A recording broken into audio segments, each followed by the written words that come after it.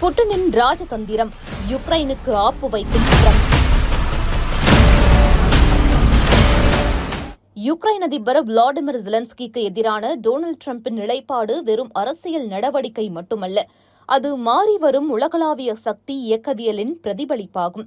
நீண்ட கால அளவில் யுக்ரைனுக்கு ராணுவ உதவிகளை செய்வதை விட பேச்சுவார்த்தை மூலம் போர்களை முடிவுக்கு கொண்டுவர முடியும் என்று ட்ரம்ப் நம்புகிறார்.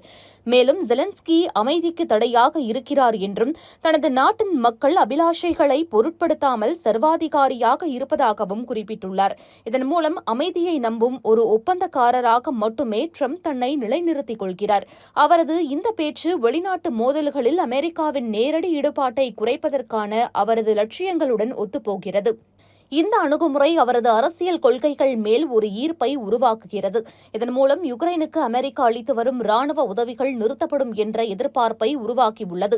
அதே சமயம் அமெரிக்கா முதலில், பிறகுதான் மற்றவர்கள் நலன் என்ற அவருடைய சித்தாந்தத்திற்கு எடுத்துக்காட்டாக உள்ளது. ஜெலன்ஸ்கி அமைதிக்கு தடையாக இருப்பதாக அவர் சுட்டிக்காட்டுவதன் மூலம் ட்ரம்ப் தற்போதைய அமெரிக்க கொள்கையை சவால் செய்வது மட்டுமல்லாமல் போரை சுற்றியுள்ள கதையை மறு வடிவமைக்கிறார். டொனால்டு டிரம்பின் இந்த நிலைப்பாடு அவர் போகும் புதிய திசை விளாடிமிர் புட்டினுக்கு நேரடியாக பயனளிக்கிறது. போர் தொடங்கியபோது மேற்கத்திய நாடுகள் ரஷ்யா மீது கடுமையான தடைகள் விதித்தன. ரஷ்யா பொருளாதார ரீதியாக சரிந்துவிடும் என்று எதிர்பார்த்தன. அதற்கு பதிலாக புட்டின் சீனா, இந்தியா மற்றும் மத்திய கிழக்கு நாடுகளுடன் உறவுகளை ஆழப்படுத்தினார். எரிசக்தி ஏற்றுமதிக்கான மாற்று சந்தையை பெற்றார். வெகுவாக சுருங்கும் என்று கணிக்கப்பட்ட ரஷ்ய பொருளாதாரம் சில துறைகளில் கூடுதலாக வளர்ந்து தன்னை தக்க வைத்துக் கொண்டது.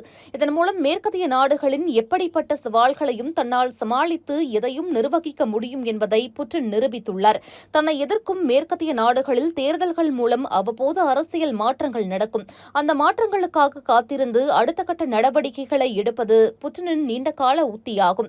இதனால் நீடித்த மோதலை அவரது அரசாங்கம் தாங்க முடியும். 2024 அமெரிக்க ஜனாதிபதி தேர்தல் ஒரு சரியான உதாரணம். ட்ரம்ப் செல்வாக்கு பெறும்போது யுக்ரைனுக்கான அமெரிக்க ஆதரவு குறைவதற்கான வாய்ப்பு அதிகரிக்கிறது. பொருளாதார சவால்கள் மற்றும் அரசியல் பிளவுகளால் ஏற்கனவே பாதிக்கப்பட்டுள்ள ஐரோப்பிய நாடுகள் அமெரிக்காவின் இந்த முயற்சியை வழிநடத்தாமல் தங்கள் உதவியின் அளவை தக்க வைத்துக் கொள்ள போராடும். ட்ரம்ப் அல்லது இதேபோன்ற தலைவர் ஏற்கனவே பதவியேற்று இருந்தால் புட்டின் தனக்கு எதிராக உருவாக்கப்பட்ட கூட்டணியை வெற்றிகரமாக முறியடித்திருப்பார். புவிசார் அரசியலில் ட்ரம்ப் தலைமையிலான அமெரிக்கா இனி உலக நாடுகளின் விஷயங்களில் தலையிடாது என்பதை காட்டுகிறது. இனி அனாவசியமாக அமெரிக்கா உலக சட்ட ஒழுங்கு பற்றி கவலைப்படாது என்பதால் உலக நாடுகளின் பன்முகத்தன்மைக்கு ஆதரவாக மாறி வருகிறது. இந்தியாவின் எழுச்சி, சீனாவின் எழுச்சி, பிரிக்ஸ் கூட்டணி மற்றும் மத்திய கிழக்கு சக்திகள் தங்கள் சுயாட்சியை வலியுறுத்துவது அனைத்தும் மேற்கத்திய மேலாதிக்கத்தில் சரிவை குறிக்கின்றன. யுக்ரைனில் ரஷ்யாவின் போர் பிராந்திய கட்டுப்பாட்டை பற்றியது மட்டுமல்ல, முன்னாள் சோவியத் நாடுகளின் மீது மேற்கத்திய செல்வாக்கை எதிர்ப்பதும் ஆகும். நாட்டோவின் விரிவாக்கத்தை எதிர்த்து போராட முடியும் என்பதை நிரூபிப்பதன் மூலம் மேற்கத்திய தலைமையிலான பாதுகாப்பு கட்டமைப்புகளுக்கு எதிராக மற்ற நாடுகள் பின்வாங்குவதற்கு புட்டின் ஒரு முன் உதாரணத்தை அமைத்து வருகிறார். புட்டினை பொறுத்தவரை ஒவ்வொரு தாமதமும் அவருக்கு சாதகமாக செயல்படுகிறது. போர் நீண்ட காலம் நீடிக்க மேற்கத்திய நாடுகள் விரும்பவில்லை. அந்நாடுகள் இப்போது மேலும் சோர்வடைந்துள்ளன. பொருளாதார அழுத்தங்கள், மாறிவரும் பொது உணர்வுகள் மற்றும் ஜனநாயக நாடுகளில் அரசியல் மாற்றங்கள் ரஷ்யா சூழ்ச்சி செய்வதற்கான வாய்ப்புகளை உருவாக்குகின்றன.